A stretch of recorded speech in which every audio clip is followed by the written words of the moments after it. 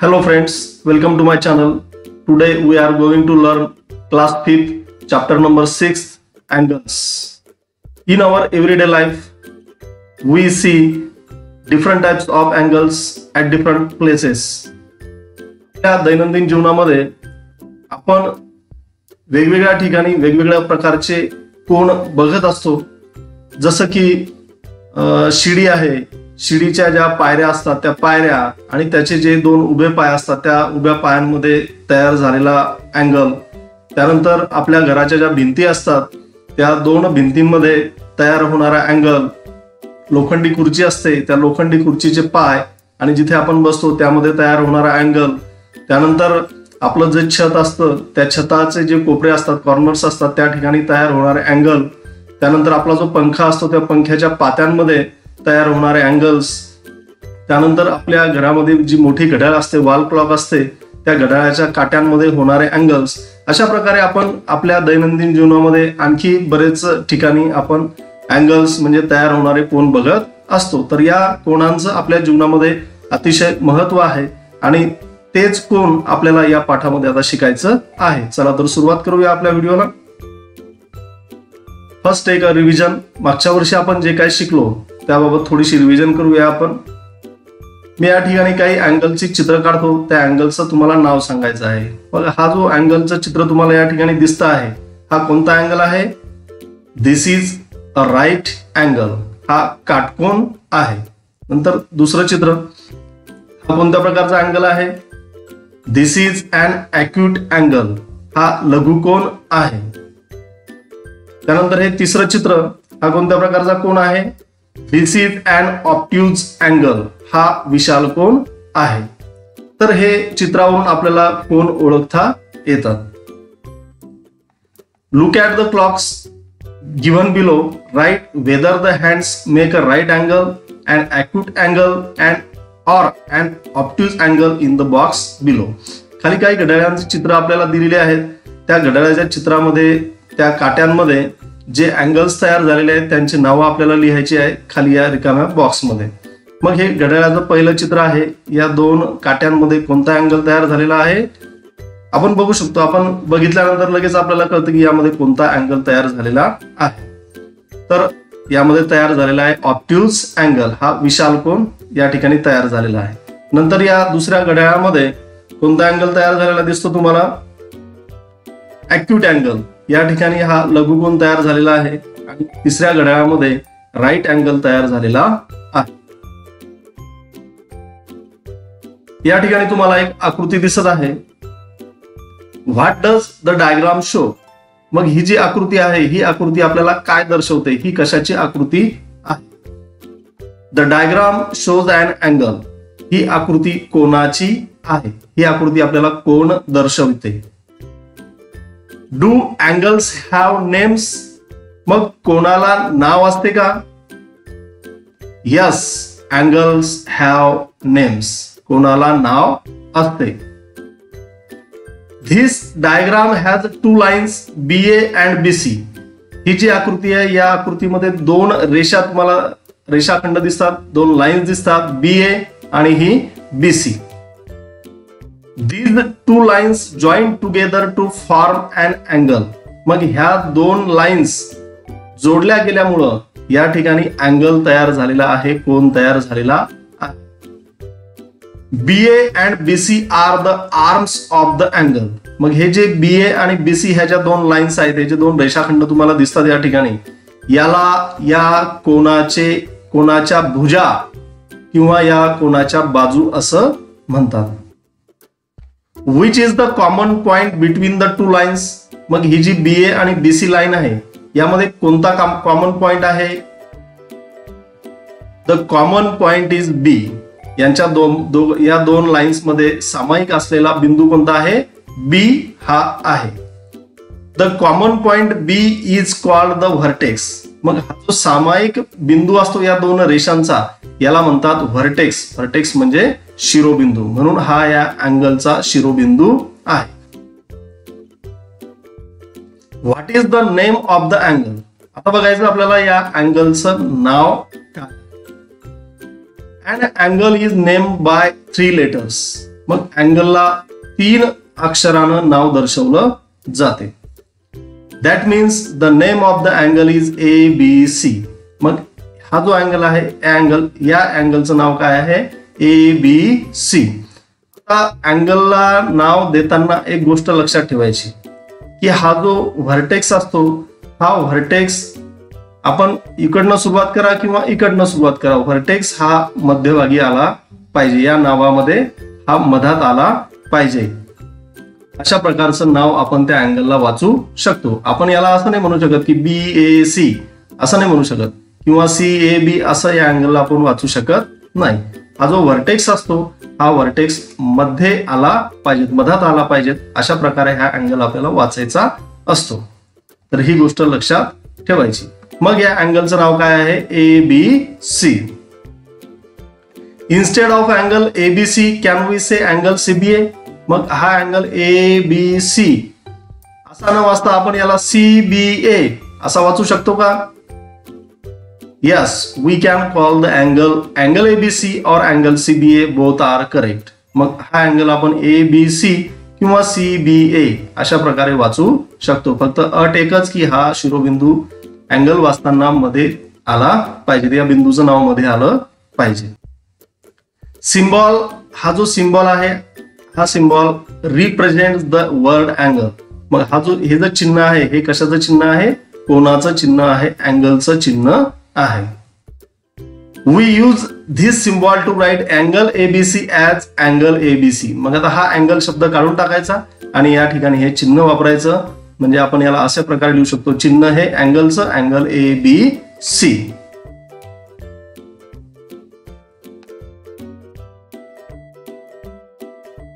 Complete the following table. आता खाली एक तक्ता तुम्हाला दिलेला आहे, एक टेबल दिलेला आहे. हा टेबल आपल्याला पूर्ण करायचा आहे.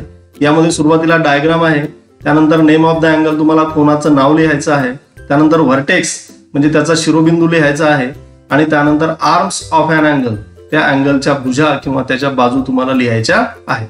तर पहिलं उदाहरण तुम्हाला या ठिकाणी सोडून दिलेलं आहे. हा अँगलची डायग्राम आहे, याला वाचणार आपण अँगल PQR, अँगल PQR और अँगल RQP म्हणजे RQP हा व्हर्टेक्स मध्ये आला पाहिजे. त्यानंतर याचा व्हर्टेक्स आहे Q म्हणून या ठिकाणी लिहिलं Q आणि आर्म्स ऑफ अन अँगल याच्या बाजू आहेत, बाजू QP आणि बाजू QR, QP अँड QR. आता ही दुसरी डायग्राम आहे, हे आपल्याला सोडवायचं आहे. त्या अँगलचं नाव काय? आता याचा जो व्हर्टेक्स आहे तो आहे M. मग याला वाचणार कसं आपण? LMN किंवा इकडच्या बाजून आपण NML असं वाचू शकतो. मग ते नाव आपण या ठिकाणी लिहूया. आता अँगल LMN और अँगल NML अशा प्रकारे त्याला नाव देता येईल. त्यानंतर याचा व्हर्टेक्स आहे M, शिरोबिंदू आहे M आणि याच्या भुजा ML आणि MN या आहेत दोन भुजा. त्यानंतर ही तिसरी डायग्राम, या अँगलचा शिरोबिंदू आहे, व्हर्टेक्स आहे U. मग याला वाचताना असं वाचणार आपण SUT किंवा TUS म्हणून या अँगलला आपण नाव देऊया अँगल SUT और अँगल TUS आणि याचा व्हर्टेक्स आहे U आणि याच्या ज्या आर्म्स आहेत त्या आहेत US and UT. The protractor म्हणजे कोन मापक. या ठिकाणी आपल्या कंपासमध्ये हे एक साहित्य असतं, याला इंग्रजीमध्ये प्रोट्रॅक्टर म्हणतात आणि मराठीमध्ये याला कोन मापक असे म्हणतात. याची माहिती आपल्याला घ्यायची आहे. आता a protractor is use to measure an angle and also to draw an angle according to a given measure. मग हे जे प्रोट्रॅक्टर आहे हे कशासाठी वापरलं जातं? एक तर कोनाचं अँगल मेजर करण्यासाठी म्हणजे कोन मापन करण्यासाठी आणि आपल्याला दिलेल्या मापाचा कोन काढण्यासाठी सुद्धा या प्रोट्रॅक्टरचा उपयोग केला जातो. A protractor is a semi circular in shape. मग हे जे प्रोट्रॅक्टर आहे याचा आकार कसा आहे? सेमी सर्क्युलर म्हणजे अर्धगोल याचा आकार आहे.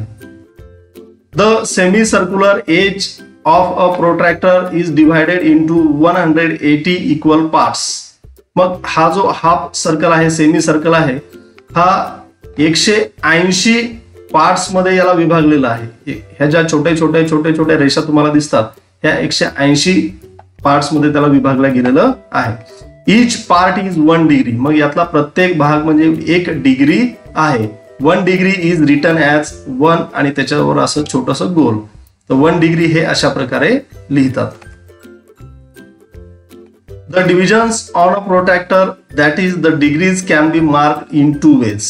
आता या ठिकाणी तुम्हाला या चित्राकडे बघितलं की असं दिसत तुम्हाला की 180 जे भाग आपण केलेले आहेत, पार्ट्स केलेले आहेत यामध्ये, तर तुम्हाला 2 प्रकारे हे दिसतात. इथून 0 पासून इथून 180 पर्यंत आणि या 0 पासून इकडे 180 पर्यंत. म्हणजे the degrees can be marked in 2 ways. The divisions 0, 10, 20, 30 to 180 are marked anti-clockwise from right to left. मग या 0 पासून 10, 20, 30, 40, 50, 60 असं 180 पर्यंत हे अँटी क्लॉकवाईज या ठिकाणी फ्रॉम राईट टू लेफ्ट लिहिलेले आहेत. आणि the division 0, 10, 20, 30 up to 180 are also mark clockwise और serially from left to right.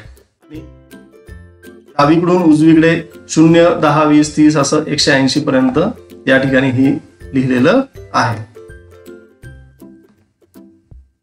The centre of the circle of which the protractor is half part is called the centre of the protractor. मग या ठिकाणी या semi सर्कलचं किंवा या सर्कलचं जे केंद्र आहे, सेंटर आहे, या ठिकाणी हे सेंटर आहे.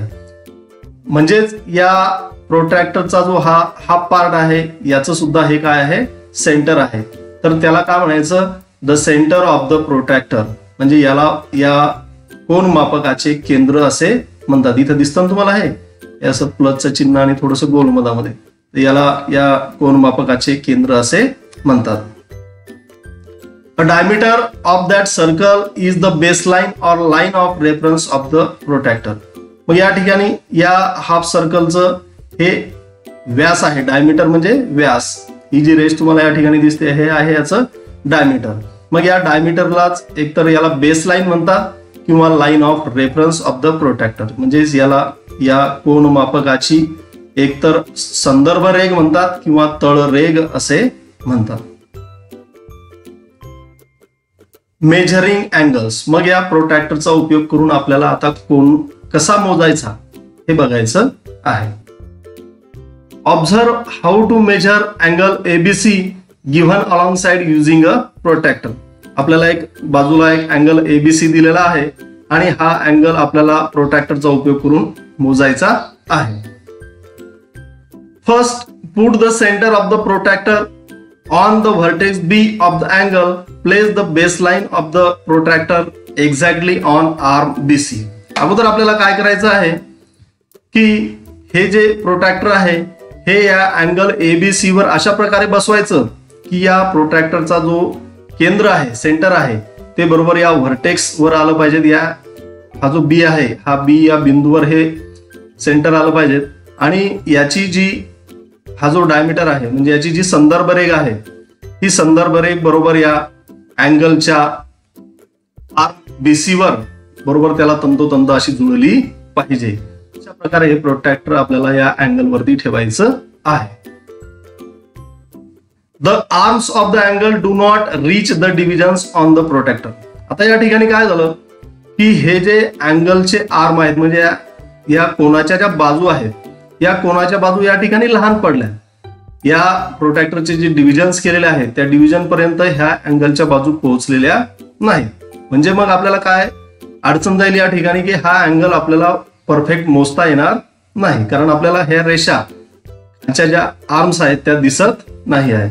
त्यामुळं आपण काय करणार आता, at such times set the protractor aside and extend the arms of the angle. मग अशा वेळेस काय करायचं, आपला प्रोट्रॅक्टर बाजूला ठेवायचा आणि ह्या ज्या अँगलच्या आर्म्स आहेत ह्या थोड्या वाढवून घ्यायच्या. अशा प्रकारे ह्या वाढवून घ्यायच्या. Extending the arms of the angles does not change the measure of the angle.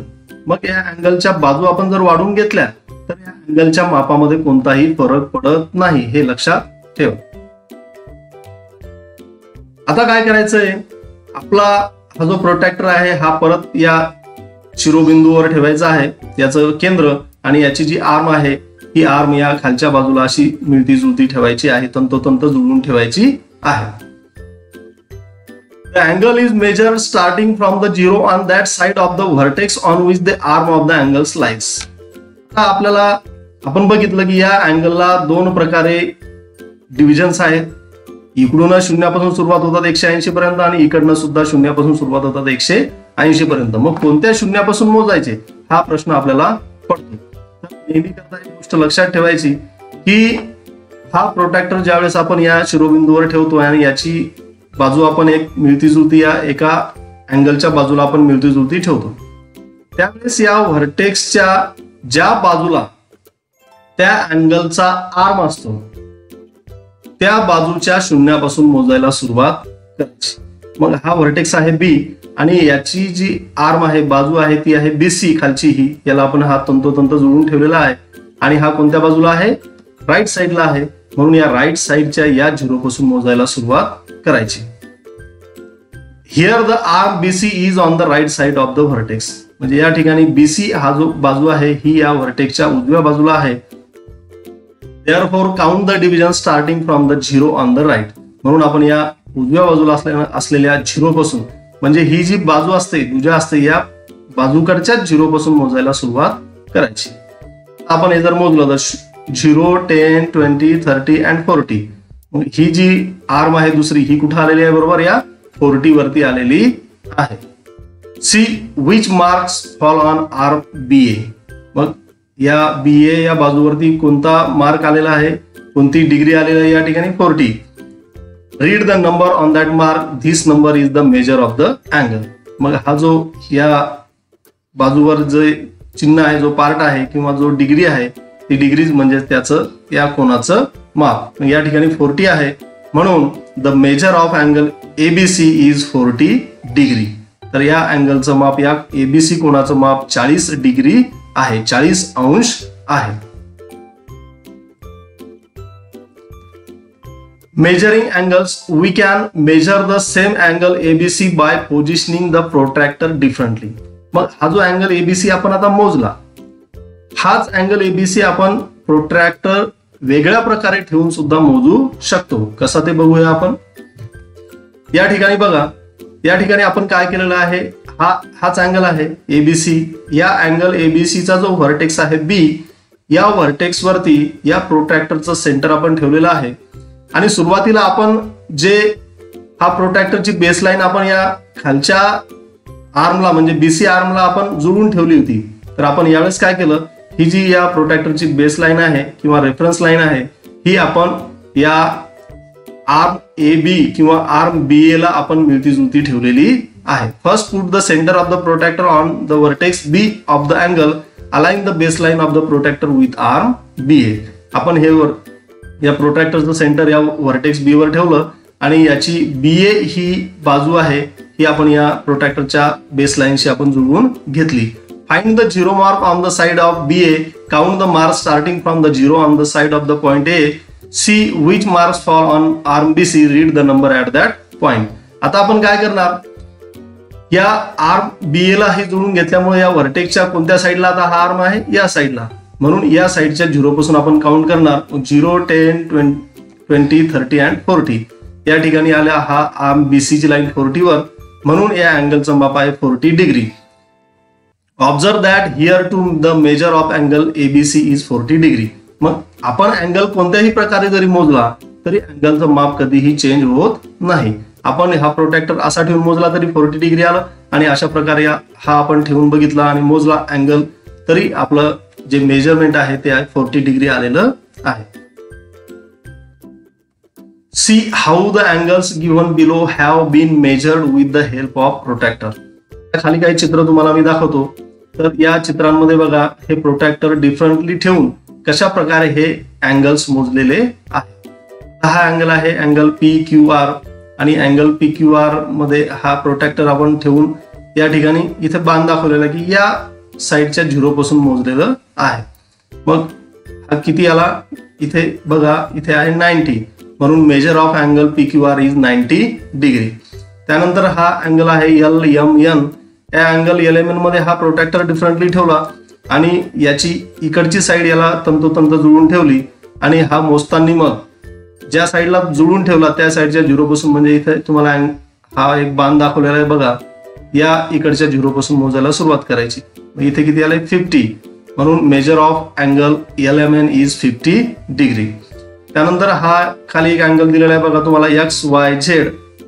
मग याची जी बेसलाईन आहे ती बेसलाईन या XY शी मिळती जुळती ठेवली, म्हणून इकडच्या 0 पासून काउंट करायला सुरुवात करायची. 0, 10, इकडे एक असं पण बाण काढू शकतो आणि इकडनं सुरुवात करायची. हा 100 नंतर एक 5 रेषा आलेल्या आहेत या ठिकाणी, म्हणून हा अँगलचं माप आहे 105. 100 आणि 5 105, म्हणून major of angle XYZ is 105 degree. त्यानंतर हा अँगल आहे RST. या RSTच्या या RS किंवा SR बाजूला हा प्रोट्रॅक्टर, इथे याची बेसलाईन आपण तंतोतंत जुळून ठेवली आणि याचं सेंटर या व्हर्टेक्स S वरती ठेवलेला आहे. आता ही साईड या बाजूला आहे, राईट साईडला आहे, म्हणून राईट साईडच्या 0 पासून आपण काउंट करणार. 0, 10, 20, 30, 40, 50 आणि 50 नंतर ह्या 5 लहान लहान रेषा म्हणजे 55. So major of angle RST is 55 degree. तर अशा प्रकारे आपण प्रोट्रॅक्टर डिफरंटली पोझिशन करून आपण अँगल मोजू शकतो. Measure the angles given below and write the measure in the boxes. आता खाली एक 2 चित्र दिलेले अँगलचे आपल्याला, आणि ह्या अँगल्स आपल्याला प्रोट्रॅक्टरच्या सहाय्याने मोजायचे आहेत. हा पहिला अँगल आपण अगोदर मोजूया आणि याचं माप इथे खाली या बॉक्समध्ये लिहूया आपण. तर आपण प्रोट्रॅक्टर घेऊ आणि याचा हा जो प्रोट्रॅक्टरचा सेंटर आहे हा या व्हर्टेक्सवर ठेवला आपण, आणि ह्याची जी बेसलाईन आहे ही या अँगलच्या आर्मशी आपण मिळती जुळती ठेवली. आता हा अँगल राईट साईडला आहे, म्हणून या राईट साईडच्या 0 पासून काउंट करायचे. 0, 10, 20, 30 and 40. So this angle measurement is 40 degree. त्यानंतर हा अँगल आपल्याला मोजायचा आहे. आपण प्रोट्रॅक्टर घेऊया. या प्रोट्रॅक्टरचं जे सेंटर आहे ते आपण इथे या ठिकाणी ठेवलं आणि याची जी बेसलाईन आहे ही आर्मशी या अँगलच्या या आर्मशी आपण मिळती जुळती ठेवलेली आहे. म्हणून आपल्याला काउंट करताना आता या साईडच्या 0 पासून काउंट करावं लागणार. म्हणून 0, 10, 20, 30, 40, 50, 60, 70, 80, 90, 100, 110 आणि 110च्या नंतर 5 रेषा म्हणजे 115. म्हणून या अँगलचं जे माप आहे ते आहे 115 डिग्री म्हणजे 115 अंश. त्यानंतर drawing and angle of the given measure. Example, draw angle XYZ measure of 60 degree. आता आपल्याला दिलेल्या मापाचा कोन काढणं शिकायचं आहे. तो कोन कसा काढायचा दिलेल्या मापाचा कोन? तर इथे आपल्याला अँगल XYZ काढायचा आहे आणि त्याचं माप किती दिलेलं आहे आपल्याला 60 डिग्री म्हणजे 60 अंश मापाचा XYZ हा कोन आपल्याला काढायचा. मग सुरुवातीला स्टेप बाय स्टेप आपण करूया. आता या अँगल XYZ मध्ये Y is the vertex of angle XYZ.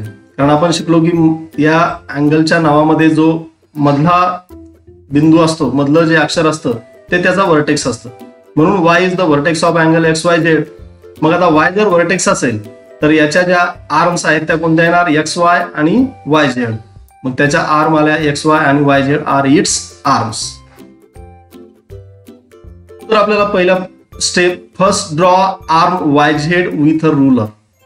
मग आपल्याला आर्मचे नाव माहीत झाले, व्हर्टेक्सचं नाव माहीत झालं, म्हणून आपण अगोदर काय करूया, YZ नावाची एक भुजा आपण पट्टीच्या सहाय्यानं काढून घेऊया. त्यासाठी एक पट्टी आपण या ठिकाणी घेऊया आणि या पट्टीच्या सहाय्यानं YZ ही बाजू आपण काढलेली आहे. नेक्स्ट आपण आता काय करणार, याला नाव देणार YZ.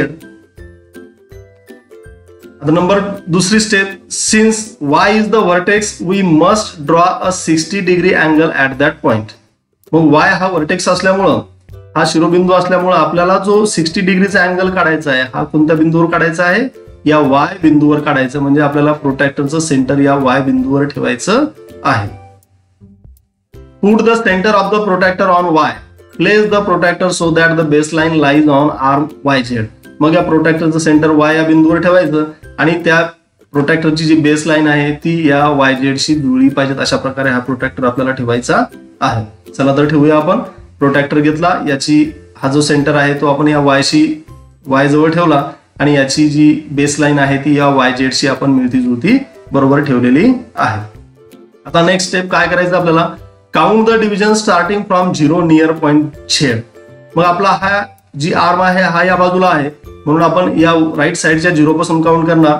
0, 10, 20, 30, 40, 50 आणि 60. या 60 पर्यंत जायचं आपल्याला. Mark a point with your pencil at the division that shows 60 degree and lift the protractor. मग या ठिकाणी आपल्याला जे 60 डिग्री दिसतं या 0 पासून 60 काउंट केल्यानंतर इथे, तर या 60 वर या ठिकाणी आपण एक मार्क करूया. एक छोटस मार्क आपण घेतलं आणि हा प्रोटेक्टर आपण आता काढून घेऊया. त्यानंतर काय करायचं बघा, draw a line from vertex Y through the point marking the 60 degree angle, name the other end of the line X. मग हा जो मार्किंग आपण या 60 डिग्रीच्या ठिकाणी केलेली आहे, या मार्किंग आणि हा जो Y हा जो व्हर्टेक्स आहे यामधून जाणारी एक लाईन आपण काढून घेऊया आणि याच्या शेवटच्या टोकावर आपण X हे नाव या ठिकाणी देऊया. तर अशा प्रकारे angle XYZ is an angle measure of 60 degree. मग हा जो अँगल XYZ आहे या अँगलचं माप किती आहे, 60 डिग्री. तर अशा प्रकारे प्रोट्रॅक्टरचा उपयोग करून आपण कोणत्याही दिलेल्या मापाचा अँगल काढू शकतो. टाइप्स ऑफ अँगल्स, अँगलचे प्रकार आपल्याला बघायचे आहेत. तर एक चित्र दिलेलं आहे बघा, ABC, आणि हा इथे एक अशी चिन्ह दिसतं तुम्हाला आणि याचं माप दिलेलं आहे 90 डिग्री. म्हणून हा जो आहे हा कोणता अँगल आहे, राईट अँगल आहे, काटकोन. Angle ABC is a right angle. Angle ABC हा काटकोन आहे. Angles of measure 90 degree are called right angles. मग 90 अंश मापाचे जे कोन असतात त्या 90 अंश मापाच्या कोनाला काटकोन असे म्हणतात. त्यानंतर नेक्स्ट अॅक्यूट अँगल. या ठिकाणी हा जो अँगल आहे RST, angle RST measures less than 90 degree, that is less than a right angle. मग या अँगलचं माप जर आपण मोजलं तर हे 90 अंशापेक्षा म्हणजेच काटकोनापेक्षा कमी आहे. So an angle which measures less than a right angle is called an acute angle. मग ज्या कोणाचं माप हे काटकोनापेक्षा कमी असते त्या कोणाला लघुकोन असे म्हणतात. So angle RST is an acute angle. म्हणून अँगल RST हा लघुकोन. त्यानंतर हा NML हा जो अँगल आहे, अँगल LMN किंवा NML, angle LMN measures more than 90 degree, that is more than a right angle. मग या अँगल LMN चं माप हे 90 अंशापेक्षा जास्त म्हणजेच काटकोनापेक्षा जास्त आहे. Angle which measures more than a right angle is called an obtuse angle. मग ज्या कोणाचं माप हे काटकोनापेक्षा मोठं असतं किंवा जास्त असतं त्या कोणाला विशाल कोन असे म्हणतात. So angle LMN is an obtuse angle. नंतर आपल्याला बघायचं आहे पॅरलल लाईन्स म्हणजे समांतर रेषा. इथे एक विंडोचं चित्र तुम्हाला दिलेलं आहे. या विंडोच्या चित्रामध्ये the bars on the window in the picture are parallel to each other. मग या विंडोचे हे जे बार्स आहेत, हे जे गज आहेत लावलेले आहेत, हे एकमेकाला कसे आहेत, पॅरलल आहेत म्हणजे समांतर आहेत. त्यानंतर या ठिकाणी एक शिडीचं चित्र तुम्हाला दिलेलं आहे. या शिडीमध्ये the steps on the ladder in the picture are parallel to each other. मग ह्या ज्या पायऱ्या दिसतात तुम्हाला 1, 2, 3, 4, 5, 6 ह्या पायऱ्या, ह्या सुद्धा एकमेकाला कशा आहेत, पॅरलल आहेत म्हणजे समांतर आहेत. The vertical legs of the ladder are parallel to each other. त्यानंतर हे जे दोन उभे पाय तुम्हाला या ठिकाणी दिसतात हे सुद्धा एकमेकाला समांतर आहेत. आता इथे दोन रेषा बघा तुम्हाला दिसतात. ही एक छोटी वरची रेषा आहे आणि त्याच्या खाली एक मोठी रेषा आहे. The lines shown alongside are not equal in length. मग ह्या बाजूला ज्या रेषा आपल्याला काढून दिलेल्या आहेत ह्यांची लांबी सारखी नाही आहे, त्या लांबीमध्ये सारख्या नाहीत, एक लहान आहे एक मोठी आहे. Yet they are parallel to each other. पण तरी सुद्धा त्या एकमेकीला पॅरलल आहेत म्हणजे समांतर आहेत. कारण ही लाईन जर आपण आणखी वाढवली, रेषा आपण किती वाढवू शकतो, ही लाईन जर आपण वाढवली तर हे एकमेकाला पॅरलल आहेत. Parallel lines do not intersect. मग समांतर रेषा म्हणजे काय, समांतर रेषा ह्या कधीही एकमेकीला छेदत नाहीत. That is they do not cut each other. म्हणजे एकमेकीला ते छेदत नाहीत. नो मॅटर हाऊ फार they are extended on either side. मग त्या लहान असो किंवा एखादी मोठी असो, एका बाजूला जास्त लांब असो, एका बाजूला कमी लांब असतो, पण तरी सुद्धा त्या जर एकमेकीला छेदत नसतील तर त्या पॅरलल लाईन्सच आहेत, म्हणजे समांतर रेषाच आहेत. त्यानंतर आपल्या नोटबुक्सवर ज्या आडव्या लाईन्स असतात त्या सुद्धा पॅरलल लाईन्सच असतात. आता बघायचं आपल्याला परपेंडिक्युलर लाईन्स म्हणजे लंब रेषा. आता इथे एक अँगल दिलेला आहे, हा राईट अँगल आहे. या right angle when two lines form an angle of 90 degree with each other. जेव्हा दोन रेषा एकमेकाला जॉईंट होऊन 90 डिग्रीचा म्हणजे राईट अँगल तयार होतो, they are said to be a perpendicular to each other. मग ह्या ज्या लाईन्स आहेत ह्या लाईन्स एकमेकीला लंब आहेत असं म्हटलं जातं.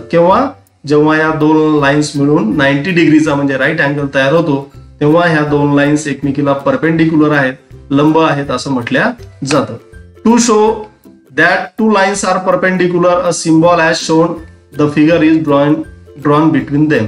मग ह्या परपेंडिक्युलर लाईन्स आहेत हे दाखवण्यासाठी अशा प्रकारचा सिम्बॉल, हा जो इथे काढलेला आहे काटकोनाचा, अशा प्रकारचा सिम्बॉल काढल्या जातो. एक बाजूला एक चित्र दिलेलं आहे बघा तुम्हाला. तर हे कशाचं चित्र आहे? नोटबुकचं चित्र आहे. Measure the angle between any two adjacent sides of your notebook. मग ह्या ज्या नोटबुकच्या ज्या बाजू आहेत साइड्स आहेत, आता ही एक साइड आणि ही एक साइड, यामधला अँगल आपण मोजायचा हा 90 डिग्रीचा भरणार. म्हणजे ही साइड आणि ही साइड कशा आहेत? परपेंडिक्युलर. त्यानंतर ही साइड आणि ही खालची साइड या सुद्धा परपेंडिक्युलर आहे. त्यानंतर ही खालची साइड आणि ही साइड या सुद्धा एकमेकीला परपेंडिक्युलर आहे, लंब आहे. Since it is a right angle, the two sides are perpendicular to each other. या प्रत्येक दोन लाईन्स मध्ये राईट अँगल तयार होतो, म्हणून या प्रत्येक ठिकाणी दोन लाईन ज्या आहेत ह्या दोन लाईन्स एकमेकीला परपेंडिक्युलर आहेत. त्यानंतर नोटबुक आहे. या look at this picture of a page of a notebook. The horizontal lines on the paper are parallel to each other. या कागदावर ह्या ज्या आडव्या रेषा असतात ह्या आडव्या रेषा एकमेकीला पॅरलल असतात, समांतर असतात. However the vertical margin line on the side forms a right angle with the horizontal lines, therefore it is perpendicular to the horizontal lines.